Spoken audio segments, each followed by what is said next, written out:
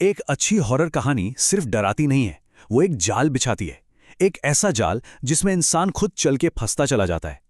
तो आज हम 12 AM नाम की एक ऑडियो हॉरर कहानी के इसी जाल की बनावट को समझेंगे कि आखिर कैसे ये कहानी हमें आखिरी पल तक धोखे में रखती है। कहानी की शुरुआत होती है इन्हीं शब्दों से। ये आवाज है तारा की, जो अपने शो मिडनाइट टेरर को शुरू कर रही है। पर उसे इस बात का जरा भी अंदाजा नहीं है कि ये लाइनें सिर्फ उसके शो की ओपनिंग नहीं, बल्कि कुछ ही देर में उसकी अपनी जिंदगी की सबसे खौफनाक सच्चाई बनने वाली हैं। कहानी का सेटअप ही अपने आप में जाल की पहली ईंट है। जरा सोचिए, एक तूफानी रात, एक गगनचुंबी इमारत की 13वीं मंजिल और एक साउंड प्रूफ रेडियो स्टूडियो, और इन सबके बीच तारा, बिल्कुल अकेली, बाहर की दुनिया से मानो कोई नाता ही नहीं। और यही तो बात है, तारा का काम ही है आवाज। उसकी आवाज ही तो लोगों तक पहुंचती है। लेकिन जरा सोचिए, क्या हो अगर कोई शिकारी आवाज के जरिए ही शिकार करता हो? ऐसे में तो उसका शो, उसका स्टूडियो अनजाने में ही एक दावत बन जाता है। और शिकारी ज्यादा इंतजार नहीं करवाता। खतरा किसी टूटे दरवाजे या खुली खिड़की से नहीं आता। वो आता है उस अकेली चीज से जो उस साउंड प्रूफ स्टूडियो के अंदर घुस सकती है, एक फोन लाइन। होता यह है कि एक के बाद एक दो घबराई हुई कॉल्स आती हैं। पहले एक आदमी एक अजीब 8 फुट लंबी परछाई की बात करता है, फिर कुछ ही मिनट बाद एक औरत उसी परछाई को बिजली की तारों के जरिए शहर में बढ़ते हुए देखने का दावा करती है। ये कॉल सिर्फ डर नहीं पैदा कर रही हैं, ये बड़ी चालाकी से तारा और सुनने वालों के दिमाग में उस शैतान की एक तस्वीर बना रही हैं और ये भी बता रही हैं कि वो चलता कैसे है।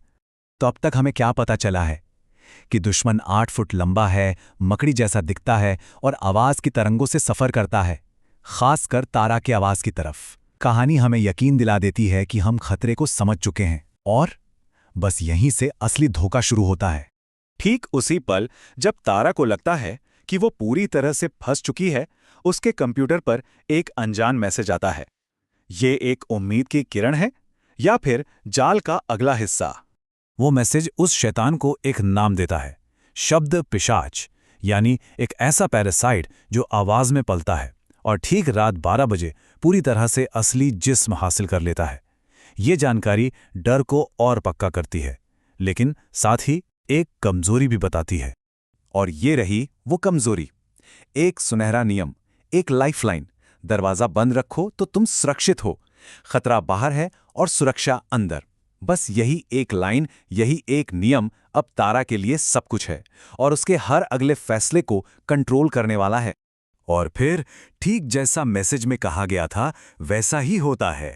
स्टूडियो के दरवाजे के शीशे के उस पार एक 8 फुट लंबी परछाई आकर खड़ी हो जाती है।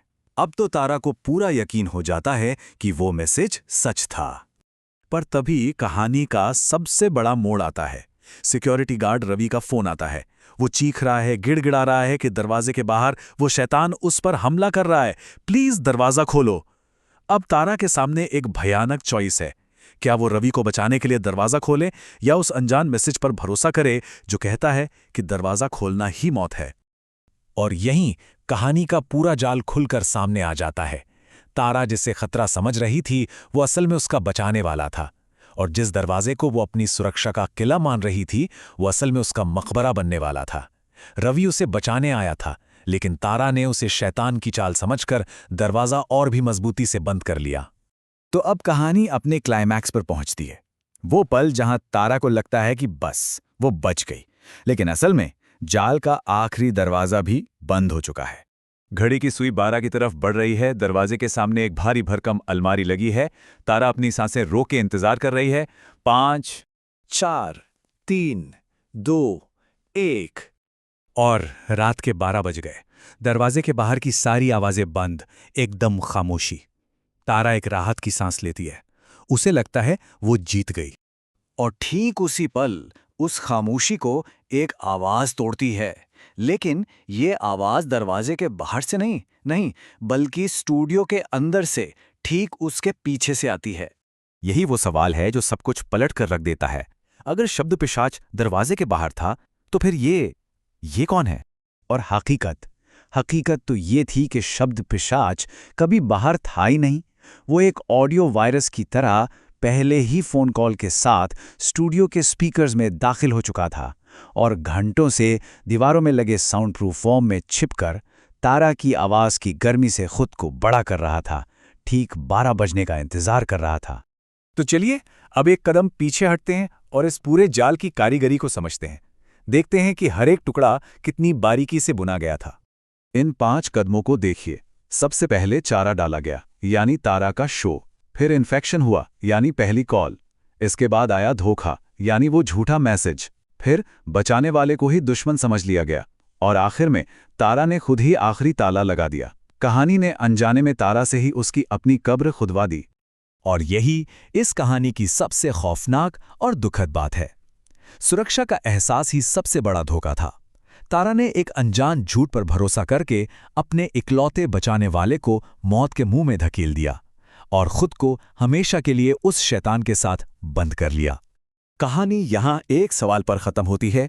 वो शब्द पिशाच अब पूरी तरह से आजाद है और उसका घर है आवाज की तरंगे। वो तारा के शो के जरिए अब हवा में फैल चुका है। तो सवाल ये नहीं है कि वो कहाँ है, सवाल ये है कि इस वक्त उसे कौन कौन सुन रहा है।